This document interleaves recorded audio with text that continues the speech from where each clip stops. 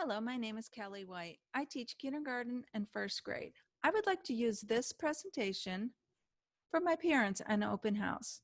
My students love to bring their families so they can share what they've been doing. You should have received an agenda and an evaluation. I would like to ask you, what is your superpower?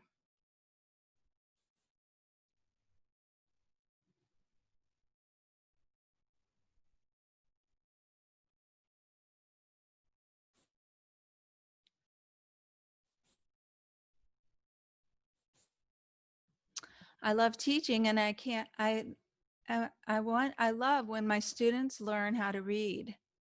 They get so excited when they learn that letters have sound and meaning and they can put them together to make words. But my parents will ask, what can I do to help my child at home? How can I help them learn how to read? The most important thing that the parents can do, I will tell them, is to read to your child. Reading is so important. It increases their vocabulary.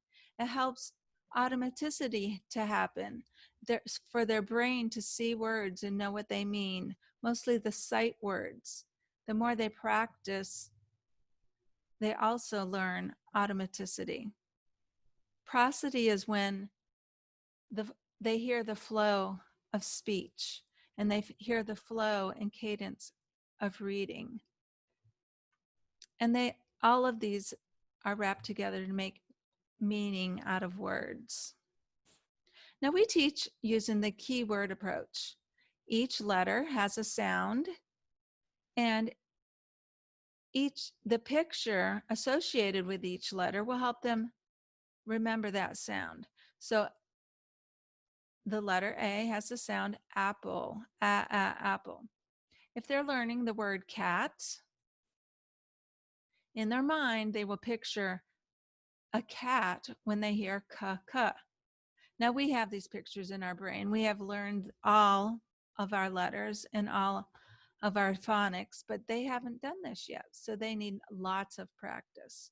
But as they practice using this keyword approach, it becomes automatic for them, for their brain, where they're teaching their brain.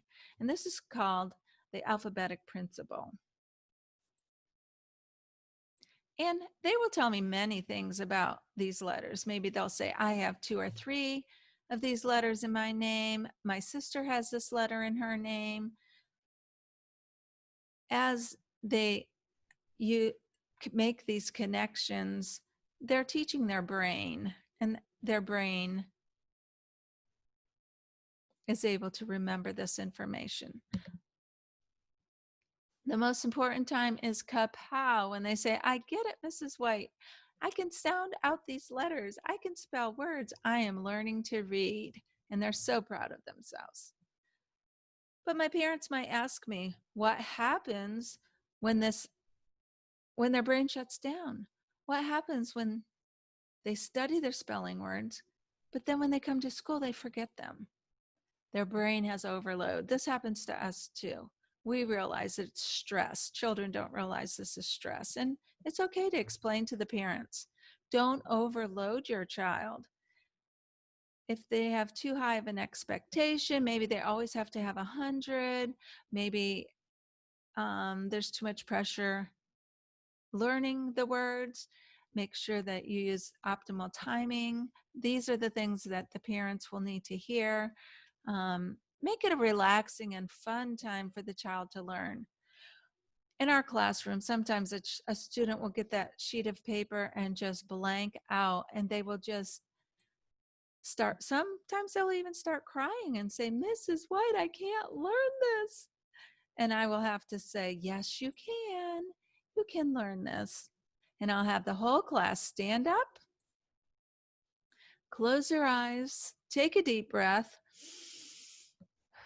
touch your right shoulder, touch your left shoulder, touch your right knee, touch your left knee. Sometimes I'll cross my ankles.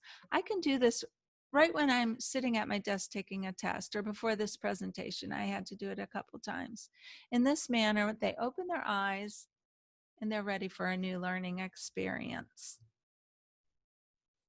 So it's very important that we know our children, we know what stresses them out and what makes it difficult for them to learn and how to move them forward. We don't want them to stay in that stressful moment and stressful experience.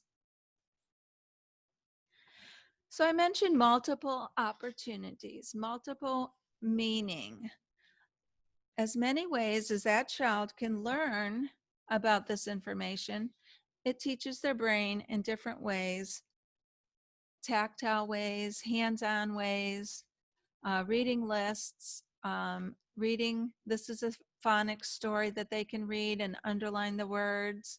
I will give my students a baggie with movable letters that they can manipulate the sounds. We have magnetic letters in the class. I'll tell parents, buy magnetic letters for your refrigerator. Let them practice their spelling words. All of these are important ways for them to make meaning of the information they are receiving. We want all of our students to be super readers.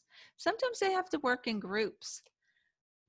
I have a magnetic board that they can practice their letters with, and maybe I'll give each student one letter. They'll sound out their letter and come up to the board and sound it out with the word, and they're hearing their friends. They'll be learning along with their friends. Another wonderful way is for them to teach. If they see a classmate struggling, they can go over to their desk and help that student and teach them. They love to do that. Well, I hope you enjoyed this presentation. Take a moment to go to Google Docs and fill out an evaluation. That'll help me as a teacher. And I would like to leave you with this one thought. Jesus is my hero. He is a great teacher.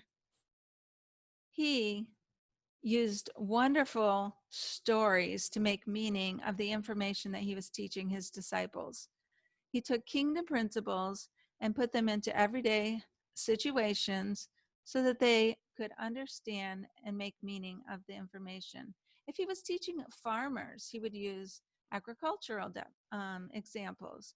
If he was teaching the Pharisees, he would use the law or situations they would find themselves in. Our students are the same way. We need to make meaning of the information so that their brain can hold that information and to retrieve it and to recall it. They have these pictures in their mind. Our brain is amazing how it stores the information. Well, God bless you and have a great evening. Thank you very much.